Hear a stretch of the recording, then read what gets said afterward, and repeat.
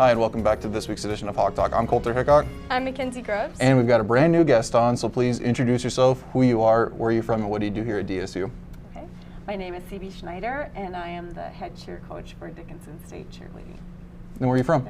I'm from Dickinson. Oh, perfect. Yeah. Awesome. So this is your guys' first year being a competitive cheer team. So talk to us about the process in becoming a competitive cheer team. So they had to declare as a university for us to be a sport, and that's how then we have to get accepted. We're not in an official conference because North Star only has us as a cheer team, so we're the only ones. So we got put into another conference, which is kind of exciting because the conference that we got put into is one with the teams that are, there's 8 teams and 3 or 4 of them have been in the top 5 in the nation for the last 5 or 6 years.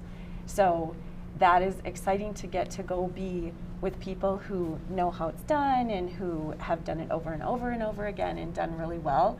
So we have not gotten to officially compete with anybody inside that division, because in cheer you can go against different conferences until you get into the postseason. But I mean, what you have done is you guys have won your first 2 competitive duels. I mean, did you think a year ago you'd be in this exact spot right here? Well, you're always hopeful. Right.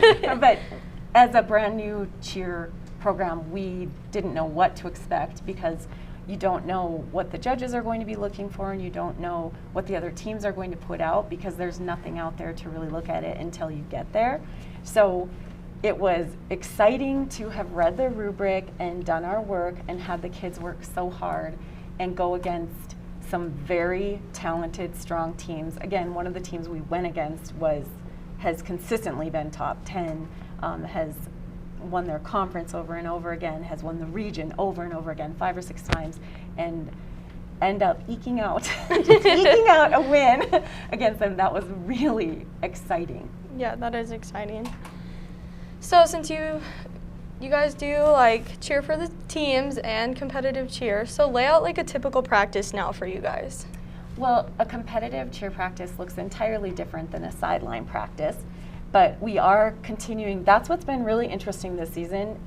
Initially, we were not able to, because of COVID, cheer for basketball games, and then we literally returned from our competition, and I got a call from the school, and they said, "You gonna cheer this weekend?" I was like, "That's in 2 days. We haven't been working on that, But our kids are just so fantastic. We have a really great sideline support team too. So they just came back together and did that. So practice for comp would look just probably like any other sport. We all warm up. Then they get in. We work through specific skills like tumbling, jumping, run through stunting, the specific stunts in our pyramid, and then we just start doing full outs and nitpick through and coach through the way to improve. And depending on where we are in the season, we might do complete full outs with the whole 2.5-minute routine, or we might take a section and just really work it. Awesome. So being a DSU alum, what was your favorite activity while you were attending DSU as a student? Well, I really liked theater. So I was involved in theater and music, and then of course I loved going to our sport activities. Sweet. Perfect. So I know the head coach is supposed to be looking at all over the specifics of cheerleading, but do you find yourself coaching a specific component? Yes, definitely. Dakota is our assistant, and she just loves stunts, and that's her bread and butter. She gets them, and she just loves them so much. So she kind of focuses on the stunting end of things, but I enjoy choreography. Definitely I'm a tumbling coach. I just think I could teach anybody to do a tux. I just love tucks. But anyway, so I do a lot of that and jumps, but I'm really a finisher. So I'm a nitpicker, and I want everything to look just the same and very unitary. So we look, just disciplined and in control. Right. I mean, I've been at your practices, yes. So they are 100%, they have to be perfect every time. So that's something that's very true to the winning the 2 duels. And thank you for being there, because you were a part of helping us get to where we needed to get. Anytime. Job Coulter. Yeah. Do you have a specific memory that sticks out in your mind since being the head cheer coach at DSU? Well, there are so many memories, but when I wouldn't say I have a specific memory because, there's really, really funny, crazy things that happen that probably you have to be in the cheer world to think are funny. But things that probably stand out the most to me are each year the kids that we're working with, the athletes, are just, every year it's like I think, oh, I'll never be able to love the group of kids more than this group. And then the next year it's like, oh, I'll just never love a group. You know what I mean? They're just so phenomenal. But this, I will not ever forget this season of kids and this trip we just took, because we started out with a specific amount of kids on the floor, and just this, COVID, and that's already adds things for all of the sports. But we just had a lot of wonky donkey things kind of happen this season, and the 8 kids who ended up being on the floor, and we'll have 9 now, but the kids who ended up being on the floor and who traveled with us with injuries or whatever, but this group of kids stuck in there and hung in there and worked so hard. And it's like, if you can only imagine another sport that's, you can have 4 people on the floor, like taking the offense out or the defense for football, or one of, just taking half of your team and then having everybody else have to make up for those missing players. These kids have done that, and the fact that they came away with 2 wins blows my mind, because I'm just so proud of them, and I'm so impressed, and I will never ever forget this year of kids. Awesome. Wow. That's awesome. Yeah, it's really special. Yeah.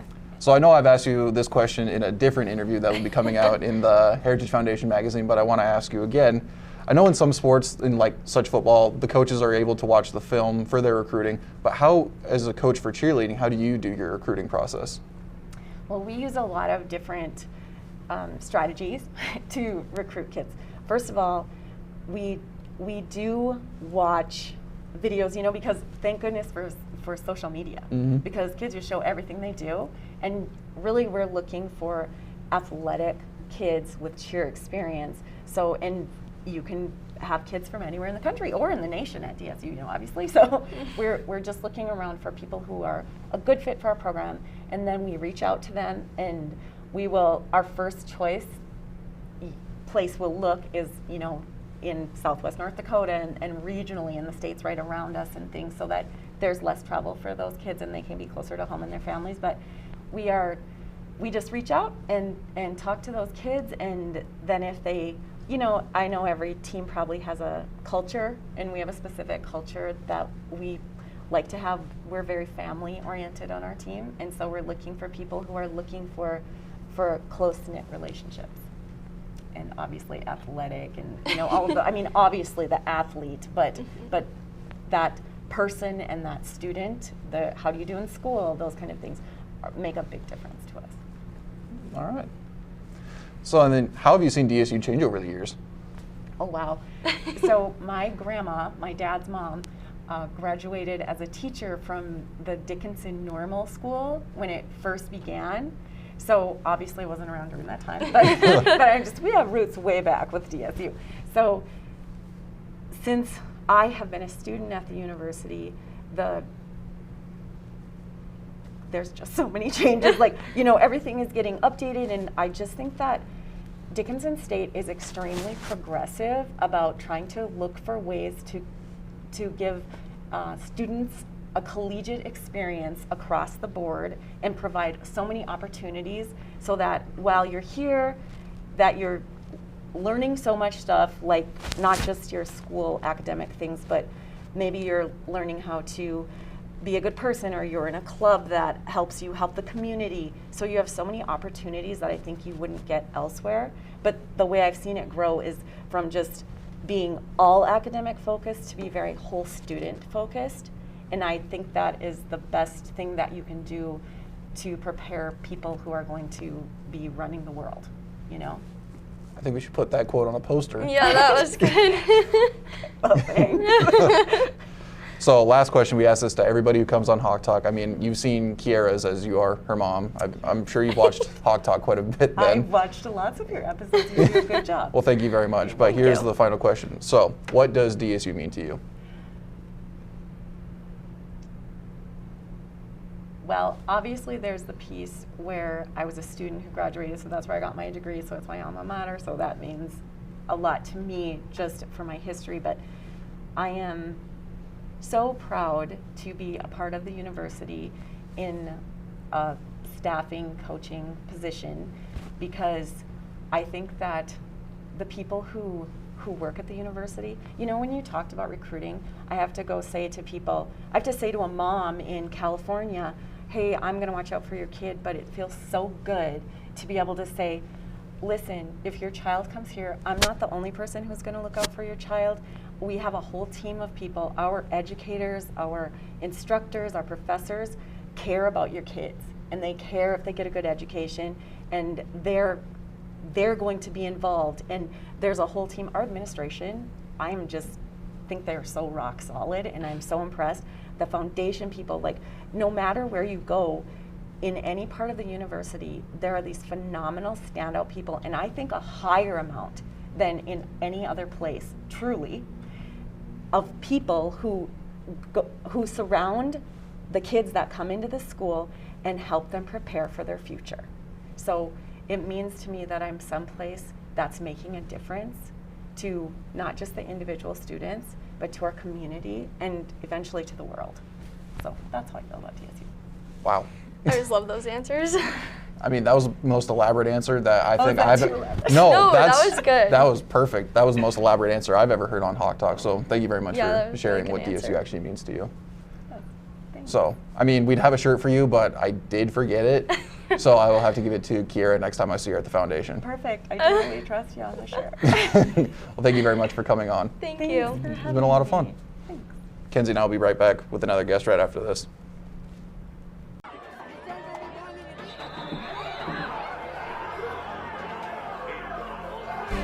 Here come your BlueHawks. Steps into the throw, in the wind, down to the goal line, and caught! Touchdown, BlueHawks!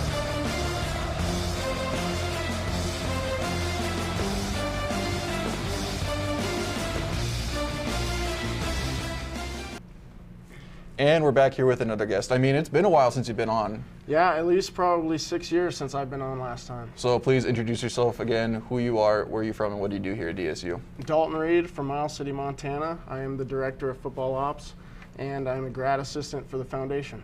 We got another Montana guy on. Oh my God, don't I even. tell Kenzie. Montana pride runs strong here. Yes, it does, especially from Eastern A. Yeah. It's the pride of Montana. Yes, it anyway. is. So, I mean, you were kind of off into bigger and better things there for a little bit after you graduated. Yeah, I don't know if I would necessarily say bigger and better, but I went over to Bozeman for a while, and I was doing some sales rep stuff there and had some other opportunities there, but ended up coming back just in August this year. Coach Stanton, I reached out to him, and he gave me a good opportunity to come back, and I took the opportunity to get out of there and come back to my second home. Gotta love it. So, what does your job entail with the football team? So my job as Director of Football Ops, it entails I'll help with team travel, team gear, team meals, setting all that stuff up for the road. Recently been doing some recruiting stuff. Coach Thayer handles most of that as he's the recruiting coordinator, and he's done a great job. But as far as the football part goes, I have been helping coach receivers as well with Coach Oakland. And, you know, pretty much whatever Stanton needs me to do. He just lays out the orders, and I just do it. Same with Ty at the foundation. So If you need this guy to get you Subway sandwiches, don't count on me. They're usually late. So Okay, Colter and I were kind of talking about exactly what you do at DSU, and we kind of were I'm still wondering, figuring it out myself, by the way. We were kind of wondering, did this position exist before you got here, or was it kind of made for you? I would say the grad assistant part at the foundation probably existed, as many as student workers as there has been there. But Coach Stanton, when I called him, he gave me a great opportunity to come back. I applied for a coaching position, actually, and it didn't work out. But then about a week after that, Coach Stanton had called me and said, hey, we're going to figure something out for you. We'll get you this job. And he's known I've been trying to get into the Director of Football Ops role for quite a while, pretty much since I graduated. So really blessed to have him on my side and kind of create this position. I know he probably pulled a few strings to help me out, but I'm very blessed to have this opportunity and I would say it probably did not exist. I would think it was more of a, it was a blessing and a gift from Coach Stanton there. So I just hope I do well enough he thinks it's worth it. And have you back for spring ball and for next season? Yep, I'll be back all through next season because I'm doing grad school as well. So that finishes in May of 2022, as long as I pass all my classes, which I should. But yeah, I'll be back in spring ball or the spring season, as our playoff game is April 17th, and then for the fall season as well. Perfect. So, I mean, did Seth ask you some fun questions when you were on Hawk Talk last time? He asked me a couple different ones. I remember one of them, obviously the basics that we go through, but one was, favorite cereal. It was all top of the head answers, quick answers, but this one's gonna make you think a little bit. So we Okay. wanna ask you, if you were to be the defender of Dickinson, North Dakota, what would your superpower be, and what would your superhero name be? So a superhero of Dickinson. Yes. Oh, geez, I should have looked at the question. We gave him the option, and he denied it. I didn't want to ruin any surprises. I would say I would be the defender of wind, and I would stop Dickinson from the wind. All right. I don't know if I would have a name. I mean, it's pretty original. Windstopper. I mean, windbreaker. Windbreaker. Oh, I like windbreaker better. I mean, might as well wear an article of I clothing like with the name windbreaker, 'cause then I windbreaker. can have like the swishy pants and the swishy clothes. Nice. But windbreaker, that's my thing. I would defend Dickinson from the wind, and I'd be the windbreaker. That is perfect. I think that's I'm the best glad you answer. came up with the name. I think that's the best answer we've ever had for that question. Yeah, I agree. Pretty useful, actually, because it's never not windy at No, I Dickinson. know. I was just thinking that. Okay, so kind of another fun question, I guess. What was your favorite activity that you did while going to DSU? While at DSU, other than participating in football, I would say some of my favorite activities were attending other sporting events. The girls' men's basketball games, the volleyball games. Those were always a blast. We had a great student section. We'd have 100 to 200 kids come and all support, and it'll be pretty rowdy. So those were probably my favorite events to go to. As far as school related, obviously, hanging out with other student athletes around campus and everything like that, that would probably be my go-to for fun events for me. I mean, talking about 200 kids to now where there's barely any students in the stands, which is a shame. How have you seen DSU change since you graduated in 2016? Kind of like Coach Schneider said earlier, it's a very progressive university, and it's more so focused on the whole student. I mean, they've done a great job updating facilities such as the Student Center. They've done some library updates. They've done some updating for Campus Connection and things like that. So as far as the university goes, I would say for the entire student body, they've done a great job trying to get advanced and get the whole student body involved. The family part, that's still there. Everyone treats each other with respect. Everyone acts like family. Other than that, I haven't seen a ton of changes. Athletics are still close. Really, all in all, it's just a great place, and all I ever see them do is get better and make things better for the student, not just athletics or not just academics, it's overall student body. All right. So, you being on the football team, Yep. captain for 2 years, Yeah. you were a part of the very first two conference championships. I was. So, I got to ask you, since you were a coach now and a player back then, is the first conference championship just as sweet as when we get the sixth? Yes. There is no such thing as a not sweet conference championship. I agree. The first one was pretty sweet, just in a sense that my first 2 years here, we had a couple rough years. We were 1-10 and 2-9, I believe, and it was kind of a rough go. And then we won 2 in a row after that. So obviously a very sweet moment, but to see that tradition keep going is even sweeter. It's not like we just got there and won a couple and then stopped. The coaches have done a great job bringing in kids who want to win, who want to compete, and everything like that. So I would say the sixth one is just as sweet as the first one, and hopefully we get to 7 and then hopefully 8 and all that stuff. You don't like to look too far ahead, but as far as conference championships go, there's no such thing as a not sweet conference championship. Heck of an answer. Thank you. I appreciate that. How has DSU impacted your life, being a student and now a coach? Well, I would definitely say it's impacted my life in the sense that some of the funnest memories I've ever had have been in Dickinson. It's my second home. Obviously, Eastern Montana, Miles City is my pride, but Dickinson is the second home. I've made the best friends I've ever had here. I've made great relationships with coaches, faculty, and just community members throughout the town. It's funny to see, you go to different spots that I was in, such as I went to Bozeman and things like that, but the community, when you get back to a community like this, how happy people are to see you come back and how excited they are that you're a part of the program. It's impacted my life more in a sense, not so much as just, football or college or anything like that, but just as a matter of you feel like you're a part of a community and part of a family. Wow. I'm just bringing all Put the that on a answers. poster. Yeah. So, I mean, we would ask you, what does DSU mean to you? But, I mean, you've already answered this once or twice. But Yeah. I got to ask you, Dalton, the very first time I met you, do you know what you were on? You were on BlueHawk Game Day. Do you remember do you remember what you did on okay. BlueHawk Game Day? I don't know. I believe you did your Herb Brooks impression. Don't make me do the Herb Brooks on here. I'll do it another time. But another time. Just a little bit? I would like just a little that. Herb Brooks? I'd like to see it. Tonight, we skate with them. Tonight, we hit with them. And we shut them down because we can. And that's my Herb Brooks. Thank you very much, Dalton Reed, for coming on here. Yep. Anything for you, Coulter. I appreciate that. Thank you for being a friend. Thank you for being a good coworker at the foundation. Absolutely. Thank you Thank for you. being an assistant coach. I mean, I'm a student assistant, but you're actually a coach. You're part of us, Coulter. You're a staff member. Well, I appreciate that. Thank you for everything you do. You work your butt off, so thank you. Wow, you're bringing a tear to my eye. He's getting foggy. You're gonna bring a tear to my eye. I hope they got that on camera. It's gonna be on camera. Right there. Yep. Kids and I will be right back for the recap right after this.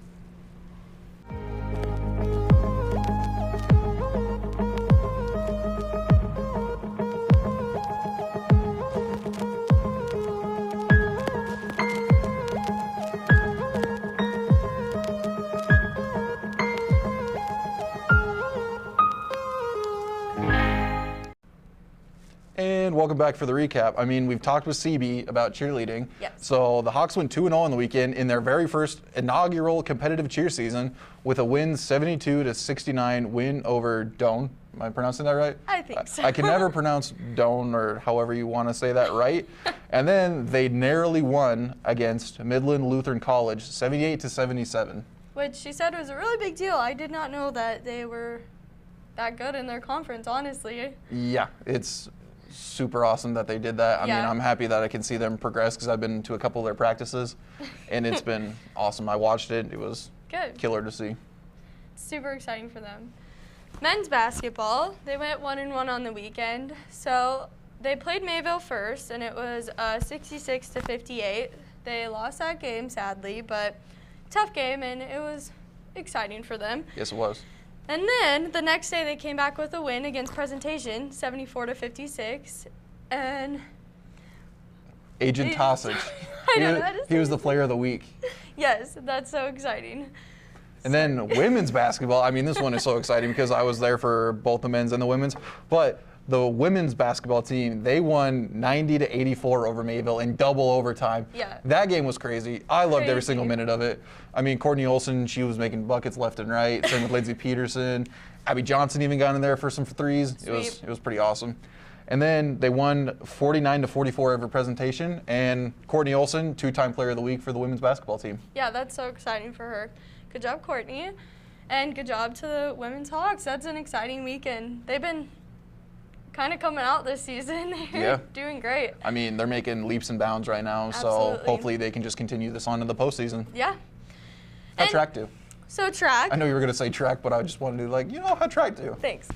Track, we competed at PH this last weekend, and overall the Hawks had a pretty good showing. I mean, these meets are always kind of tough. We're really pushing hard now to peak at conference in a couple weeks, so it's kind of just getting in, getting times, and sometimes it's an overload for some athletes. But overall, everyone did very well. And this coming weekend on Friday, we will be having our multi-conference, the Hawks will, and we will be hosting our first home meet and indoor home meet in a very long time at Williston's Rec Center. Perfect. Also, men's and women's basketball, they're on the road this weekend. You can find more information about that on the DSU BlueHawk site. The cheerleaders, they will have a little bit of a lag in between their season right now. I'm not really sure when they're competing again, but you can find that information on the DSU BlueHawk site. And wrestling. Yes. The Hawks are preparing for the Heart of America National Qualifier in Iowa. That's going to be starting within this next 2 weeks. On February 13th, I think.